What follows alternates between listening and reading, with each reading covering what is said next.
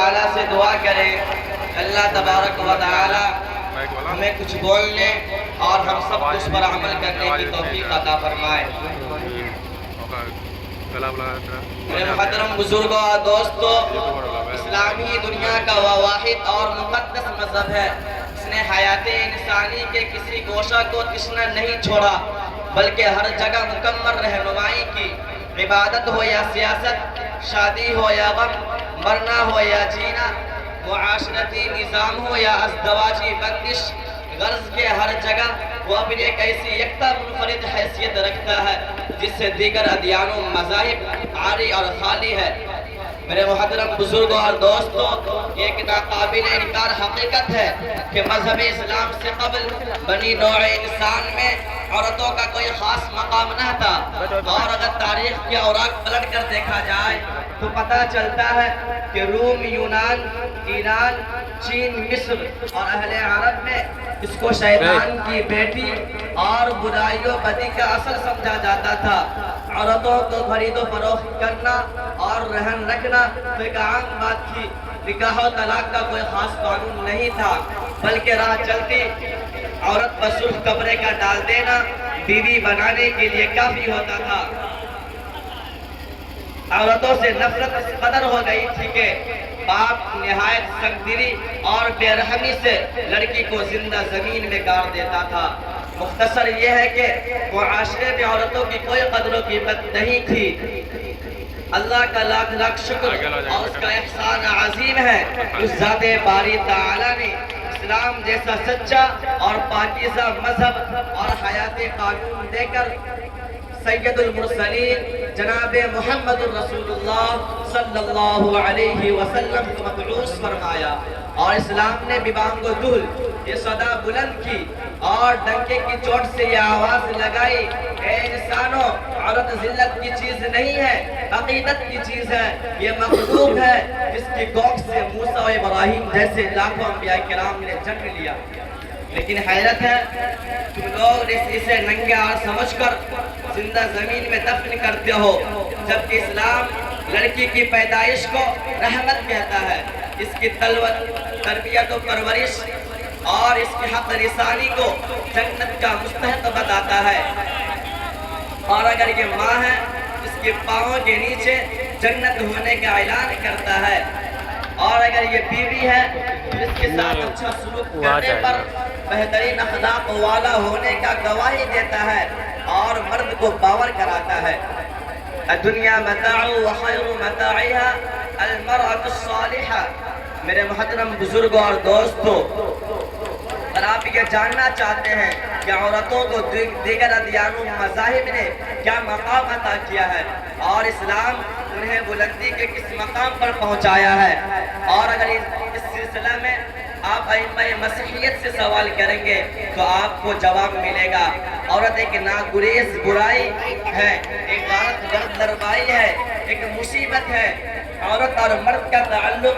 بجائے خود ایک نجاست اور قابل احترام شے ہے، اور ان مظلوم عورتوں کے متعلق تاج یونان، بانی و منطق و فلسفہ سقراط و افلاطون سے سوال کریں گے تو آپ کو جواب ملے گا کہ عورت ایک نہایت ادنا درجے کی مخلوق ہے اور تمام انسانی مصائب کی جڑ ہے۔ اسے معاشرے میں عزت کا کوئی مقام نہیں دیا جا سکتا۔ عزت ہر مقام پر صرف اور صرف مردوں کے لیے خاص ہے، عورتوں کا اس میں کوئی حصہ نہیں۔ اور اگر ان مظلوم و معصوم عورتوں کے متعلق پیغمبر اسلام سرور کائنات محسن انسانیت رحمت دو عالم صلی اللہ علیہ وسلم سے آپ سوال کریں گے تو آپ کو جواب ملے گا۔ اگر آپ کی حیثیت شوہر کی ہوگی تو آپ کو جواب ملے گا، وَلَهُنَّ مِثْلُ الَّذِي عَلَيْهِنَّ بِالْمَعْرُوفِ وَخَيْرُكُمْ لِأَهْلِ، یعنی تمہاری بیویوں کا حق تمہارے اوپر ایسا ہی ہے جیسا کہ ان کا حق تمہارے اوپر ہے، اور تم میں سے بہتر وہ شخص ہے جو اپنی بیویوں کے ساتھ اچھا سلوک کرتا ہے۔ اور اگر آپ کی حیثیت باپ کی ہوگی تو آپ کو جواب ملے گا، مَنِ ابْتَلَىٰ مِنْ هَٰذِهِ الْبَنَاتِ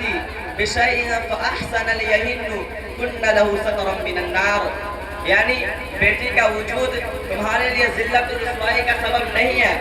بلکہ اس کی تربیت و پرورش تمہیں جنت کا مستحق بناتی ہے اور آتش جہنم کے سامنے دیوار بن کر حائل ہو جاتی ہے۔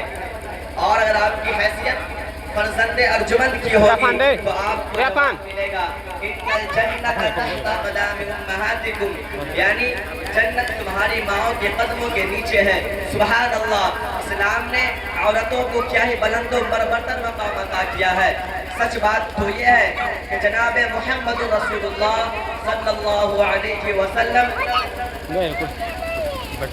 یتیموں کی رہنمائی اور بیواؤں کی دادرسی نہ فرماتے تو آج اس دنیا میں ان کا کوئی نقصان حال نہ ہوتا۔ میرے محترم بزرگوں دوستو، اگر آپ یہ جاننا چاہتے ہیں کہ عورتوں کو اسلام میں کیا مقام ہے، میرے محترم بزرگوں دوستو، اگر آپ یہ جاننا چاہتے ہیں کہ عورتوں کو کیا مقام ہے تو آؤ اسلام کو بدنام کرنے والا آؤ۔ اسلام کہتا ہے عورت نصف ایمان ہے، ایمان کے بعد اللہ کی سب سے بڑی نعمت ہے۔ ایمان اللہ کے خزانوں میں سے خزانہ ہے۔ عورت نفس کی تسکین کی سوزش ہے۔ اسلام عورتوں کو مودت و محبت کہتا ہے۔ اسلامی عورتوں کا محافظ ہے، اسلامی عورتوں کا خیرخواہ ہے، اسلامی عورت کی غلطیوں سے درگزر کرنے کی سفارش کرتا ہے، اسلامی عورت کے ساتھ نرم برتاؤ اور رحمت کی درخواست کرتا ہے، اسلامی عورت کو اسلامی دائرے میں رہ کر آزادی اور ترقی کے تمام مواقع فراہم کراتا ہے اور اسلامی عورت کو باور کراتا ہے اور ہمارے صالح کے ساتھ آزادی و ترقی کے جو درجات مرد حاصل کر کے تو ابراہیم بن سکتا ہے، تو یاد رہے تجھے بھی رابیہ بصریہ بننے سے کوئی نہیں روک سکتا۔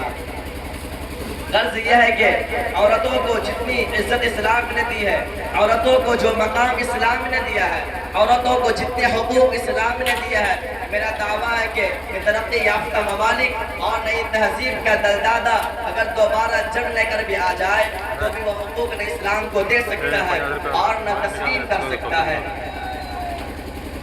اور افسوس صد افسوس کہ آج بھی روشن خیالی کا دعویٰ کرنے والی دنیا، اپنے آپ کو مہذب کہنے والی دنیا، اپنے آپ کو ترقی یافتہ سمجھنے والی دنیا، نام نہاد وسیع المشربی کا جام پینے والی دنیا، درندگی و سبیعیت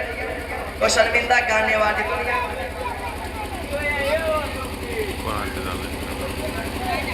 روشن خیالی کے نام پر ظلمت پھیلانے والی دنیا، آزادی و جنسی و آزادی کے نام پر مہلک ایڈز پیدا کرنے والی دنیا،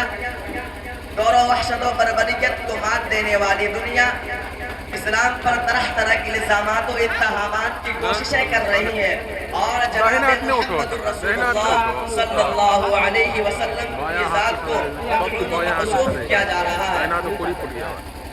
حقیقت یہ ہے کہ آج بھی عورت دشمن عناصر کے شکنجے میں جکڑی ہوئی ہے۔